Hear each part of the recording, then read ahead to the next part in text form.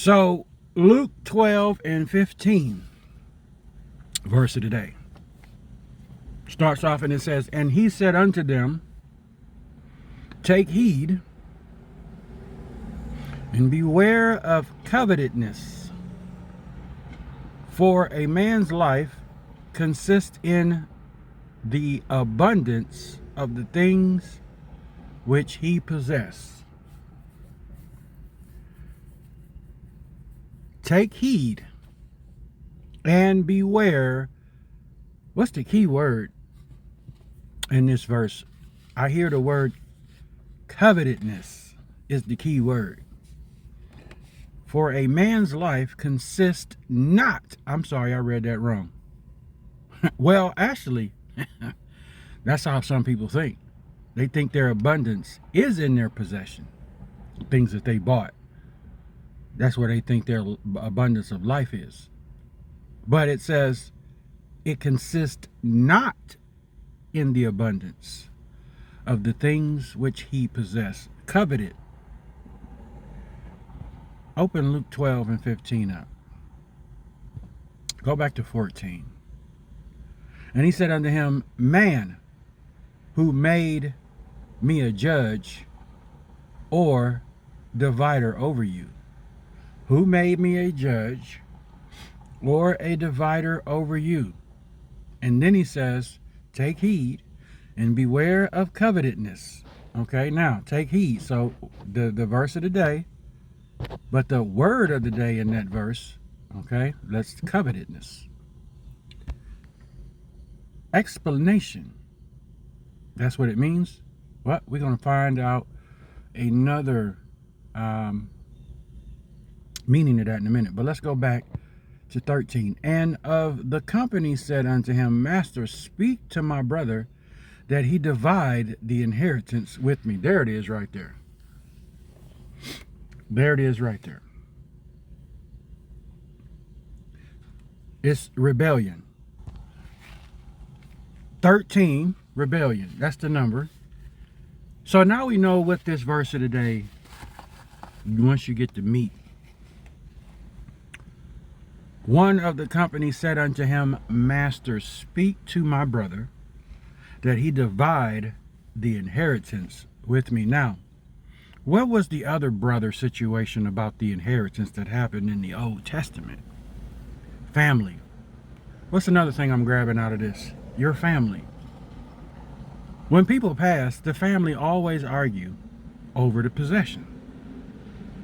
When James Brown died, they let that man's body sit in the house for a week in a casket because they couldn't divide his possession. And a lot of people are running around on this earth today hiding their possessions because they don't want certain family members to have it. But when you die, you're not taking none of that stuff with you. Anywho.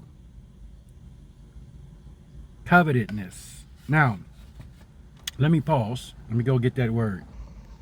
So the Bible says that we know that this word, we always want to do word search and study. A strong desire for something, especially something that belongs to someone else. Ooh-wee. So the brother, Esau and Jacob also, and the mama was complicit in conning the son and the dad. Family. Family will do you worse than anybody. Because they are family, they are blood, right? Covetousness. I'm envious. So he says, Master, talk my brother into giving me half of his. And he said unto him, Man, who made me a judge or a divider over you? Jesus answers. So if that was Rob, hey Rob, who made me a judge or ruler over you? That's a question mark. Why do you want me to get involved in that? I didn't come down here to tie your shoes. But I'm going to explain to you what you're doing. It's wrong. And he said unto him, Take heed, beware of jealousy and envy, for a man's life consists not in the abundance of the things which he possesses. You think your life is based on the things that you possess, and then that turns into an A&E special where you're hoarding. You can look at somebody else's progress, and you look at your regress and what you're not doing, and I want what you got.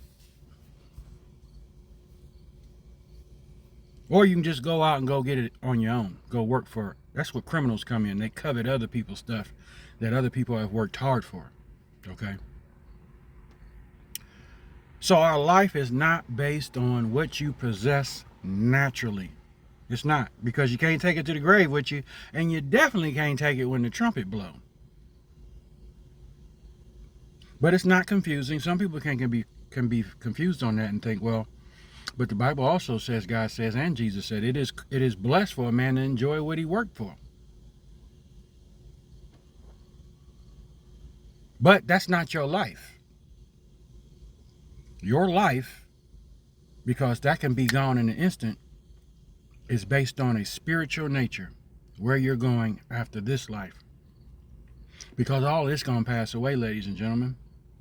Cars, houses, trucks, bank accounts, your clothes, shoes, all this possession, material crap that we work for, that we're slaves to, and you don't think that you are a slave to, but you really are. Because God said, why are you worried about what you're going to eat, what you're going to wear?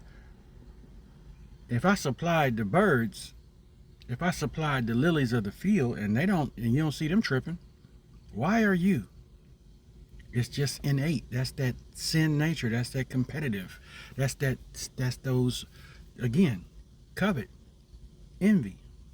You can look at somebody's stuff. You can look at somebody's woman. You can look at somebody's man, and I want what they got.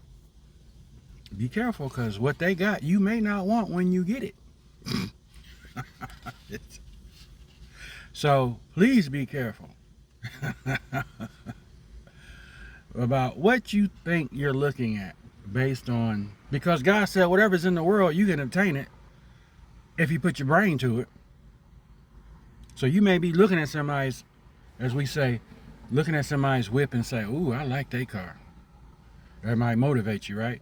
Or you can be a criminal. Ooh, I really like that car. You got to come up off of it. Most people, when they get into these, I see these storm chasers and they run across these people who lose everything in a tornado. A lot of them are sorrowful over those possessions.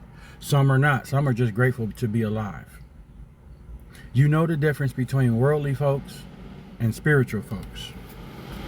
Because you see how they react when they lose stuff.